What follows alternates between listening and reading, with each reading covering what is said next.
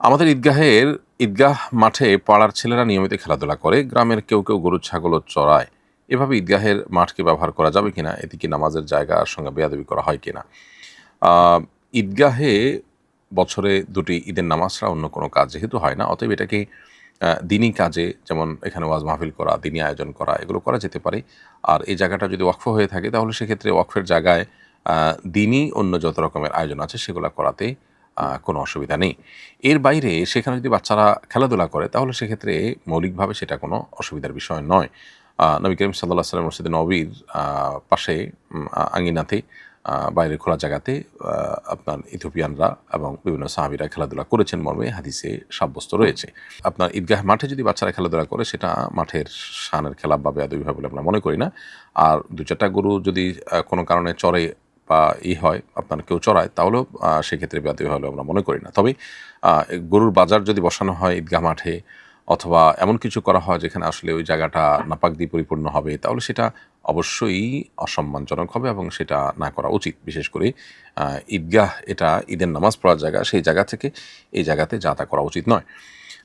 অনেক জায়গায় দেখা যায় ঈদগাহে কনসার্ট বা এই জাতীয় প্রোগ্রামের আয়োজন করা হয় যা শরিয়া অনুমোদন করে না।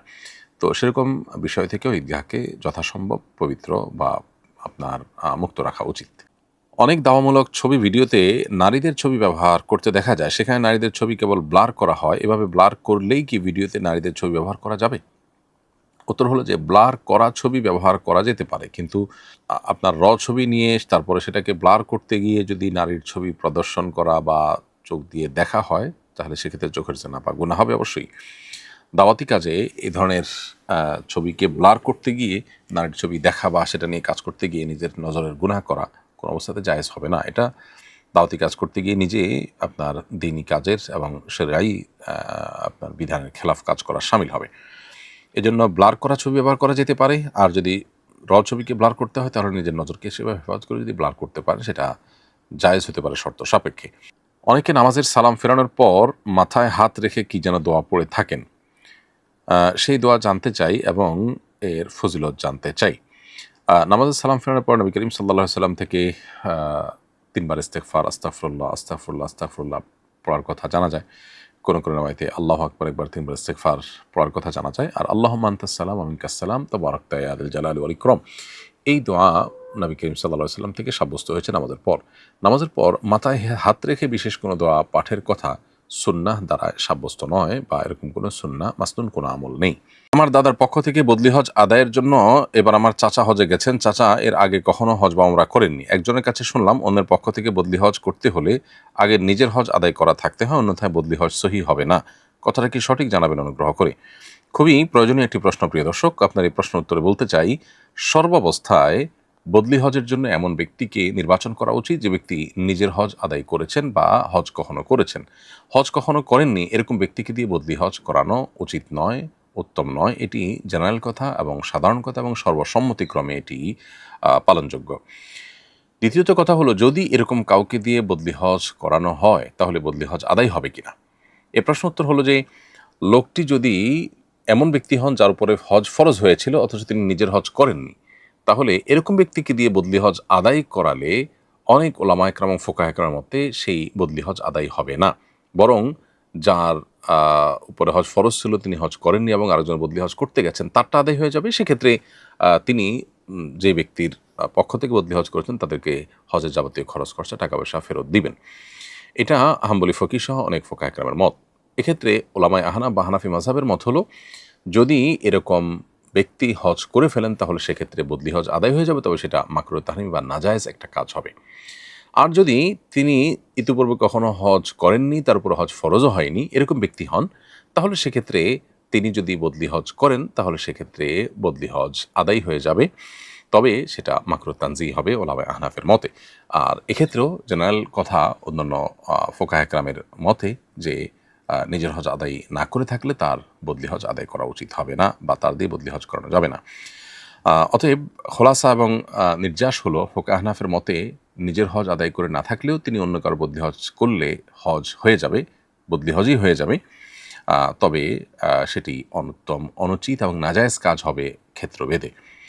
আর অন্যান্য ফকিদের মতে, ফোকাহে হাম্বলি সহ অন্যান্য ফকিদের মতে সর্বাবস্থায় বদলি হজ সে ব্যক্তি করবেন যিনি নিজের হজ করেছেন। নিজের হজ না করে থাকলে তার দ্বারায় বদলি হজ করা তার দ্বারা বদলি হজ করা উচিত হবে না, জায়েজ হবে না, বরং বদলি হজ করা সঠিক হবে না তিনি যদি বদলি হজ করেন।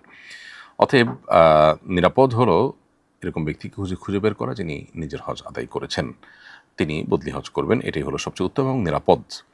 এরপরে প্রশ্ন হলো, আমি পশ্চিমবঙ্গের বাসিন্দা। পশ্চিমবঙ্গে রাজ্য সরকারের সাম্প্রতিক আইন অনুযায়ী সনদ ছাড়া পশু জবাই করা যাবে না। সনদ পেতে হলে প্রমাণ করতে হবে পশুর বয়স 14 বছরের বেশি এবং তা কাজ বা প্রজননের উপযোগী নয়, অথবা বয়স, আঘাত, বিকলাঙ্গতা বা অনিরাময়যোগ্য রোগে স্থায়ীভাবে অক্ষম।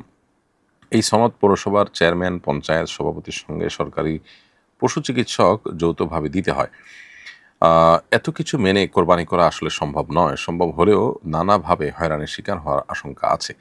এমতো পরিস্থিতিতে আমাদের কিভাবে কোরবানি করতে পারি আমরা? খুবই দুর্ভাগ্যজনক বাস্তবতা। যদি এমনটি সত্যিই বাস্তবায়ন হয়ে থাকে বা এরকম আইন যদি সেখানে চালু থাকে, তাহলে সেটা রীতিমতো মানুষের ধর্মীয় অধিকারের খর্ব করা ছাড়া আর কিছুই নয়। মুসলমানরা তাদের ধর্মীয় দায়িত্ব পালন করতে গিয়ে কোরবানি করবেন, সেখানে এই সমস্ত শর্ত দেওয়া সুস্পষ্টভাবে সেটিকে প্রতিবন্ধকতা সৃষ্টি করা শামিল।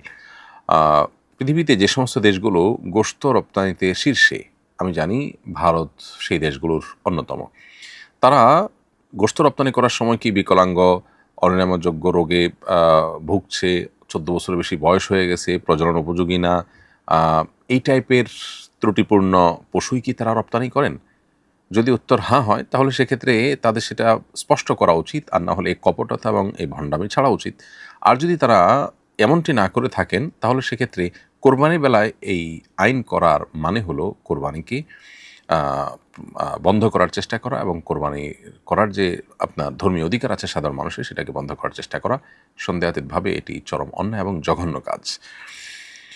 এর পাশাপাশি আমরা বলতে চাই যে শরঈ দৃষ্টিকোণ থেকে আপনাদের জন্য যদি এটা আপনার জুলুমের শিকার হওয়ার মতো পরিবেশ হয় এবং এত জটিলতা তৈরি করে, এত জটিলতা আপনার অতিক্রম করে কোরবানি করাটা কঠিন হয়, তাহলে সেক্ষেত্রে অন্য কোনো রাজ্যে বা পৃথিবীর অন্য কোনো জায়গায় আপনারা আপনাদের পক্ষ থেকে প্রতিনিধির মাধ্যমে বা টাকা পাঠিয়ে কোরবানি করবার ব্যবস্থা করবেন।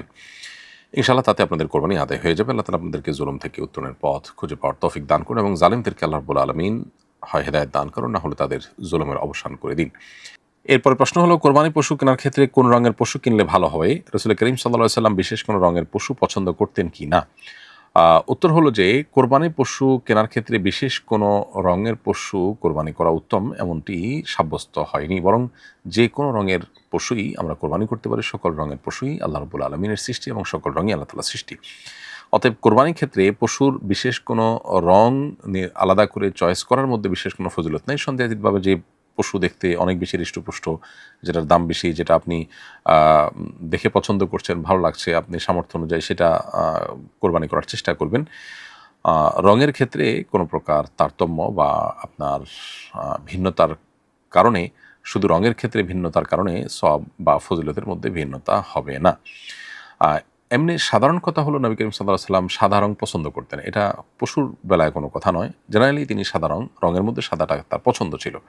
এবং ইমাম নববী রাহিমাহুল্লাহ বলেছেন সাদার পরে হলুদ, তারপরে আপনার মাটি জাতীয়, এরপরে ধারাবাহিকভাবে বিভিন্ন রঙকে আপনার পছন্দ নিয়ে বলা হয়েছে। এটা জেনারেল কথা। পশু বা অন্য কোনো ক্ষেত্রে এই রঙের ভিত্তিতে সওয়াবের কোনো কমতি বা বেশি হওয়ার কোনো সুযোগ বা কোনো কারণ নেই। কোরবানি পশুর মধ্যে কোন দোষ থাকলে তা কোরবানির জন্য অযোগ্য বলে গণ্য হয়? কোরবানির পশুর মধ্যে যেই দোষের কারণে সেই কোরবানির পশু দিয়ে কোরবানি বিশুদ্ধ হয় না, জবাই করে খাওয়াটা বিশুদ্ধ হয় বা জায়েজ হয়, সেই দোষগুলো হলো বড় কোনো দোষ। মেজর কোনো দোষ যদি হয়, তাহলে সেক্ষেত্রে তার ফলে সেটা দিয়ে কোরবানি দেওয়া যায় না। যেমন কোরবানি পশু এত রুগ্ন, এত অসুস্থ বা এত দুর্বল যে সে তার ঘাস খাওয়ার জায়গা থেকে তাকে কোরবানির করার জায়গা পর্যন্ত কয়েক হাত দূরে তাকে হাঁটিয়ে নিয়ে যাওয়া যায় না। এত অসুস্থ যদি হয়, তাহলে সেটা কোরবানি করার জন্য যথেষ্ট নয়। তারপরে পাও, দেখা গেল যে একটা পাওই নাই, একটা কানই নাই, একটা চোখই নাই বা চোখে দেখেই না কোনো কিছু, এই লেভেলের সমস্যা যদি হয়, শিং একদম গোড়া থেকে ভেঙে গেছে, এরকম যদি সমস্যা হয়, তাহলে সেক্ষেত্রে সেটা দিয়ে কোরবানি করলে কোরবানি বিশুদ্ধ হবে না, বরং সেটি এমনিতে জবাই করে খাওয়া যাবে। এছাড়া কোরবানি পশুর বয়স, নির্দিষ্ট বয়স হতে হবে এবং নির্দিষ্ট ক্যাটাগরির পশু হইতে হবে। গরু, ছাগল, ভেড়া, দুম্বা এবং ওট এবং মহিষ, এই পশুগুলোর মধ্যে কোরবানি বিশুদ্ধ হবে। এই ক্যাটাগরির বাইরের অন্য পশু দিয়ে কোরবানি করলে কোরবানি হবে না। আর গরু হলে তার বয়স 2 বছর এবং ছাগল হলে কমপক্ষে 1 বছর। এভাবে যে পশুর জন্য যে বয়স নির্ধারণ করা আছে সেই বয়স হতে হবে, তা না হলে কোরবানি সেটা দিয়ে বিশুদ্ধ হবে না। এর বাইরেও দোষমুক্ত, অর্থাৎ বড় কোনো দোষমুক্ত হতে পারে। সামান্য একটু দোষ, কোথাও একটু আঘাতপ্রাপ্ত হয়েছে, কোথাও একটু ঘাপাচড়া হয়েছে বা সামান্য একটু পাও খোঁড়াচ্ছে, এটার কারণে কোরবানি বিশুদ্ধ হবে না এমন নয়।